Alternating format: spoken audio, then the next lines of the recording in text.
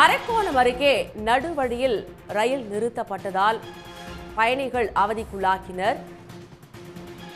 பலத்த காற்றால் உயரழுத்த மின்கம்பி அறுந்ததால் மின்சார ரயில் நடுவழியில் நிறுத்தப்பட்டிருக்கிறது. நடுவழியில் ரயில் நின்றதால் அரக்கோணம் வழித்தடத்தில் ரயில் சேவை பாதிக்கப்பட்டுள்ளது. இது பற்றிய மேலும் விவரங்களை தருகிறார் நமது செய்தியாளர் கார்த்தி. முழு விவரம். கண்டிப்பாக. அதாவது சென்னையிலிருந்து அரக்கோணம் வழியாக வந்துள்ள மின்சார ரயிலானது திருவள்ளூர் மாவட்டம் மணவூர் ரயில் நிலையத்தில் இருந்து புறப்பட்டு திருவள்ளாங்கட ரயில் நிலையம் அருகே வந்து கொண்டிருக்கும் போது பார்த்தீங்கன்னா பலத்த காற்றானது வீசியது. இந்த பலத்த காற்றின் காரணமாக மின்சார ரயிலையும் மின் இணைப்பையும் இணைக்கக்கூடிய பேண்டா கிளிப் எனக்கூடிய ஒரு கிளிப் ஒன்று உள்ளது. இந்த கிளிப் மூலமாக தான் மின்சார ரயிலானது இயக்கப்படுகிறது. இந்த கிளிப்பானது பலத்த காற்றின் காரணமாக உடைந்ததன் காரணமாக ரயில் நடுவழியில் நிறுத்தப்பட்டது. தகவல் அறிந்து சம்பவ இடத்திற்கு சென்ற ரயில்வே ஊழியர்கள் தற்போது அந்த பேண்டா கிளிப்பை சரி செய்யும் பணியில் ஈடுபட்டு வருகின்றனர்.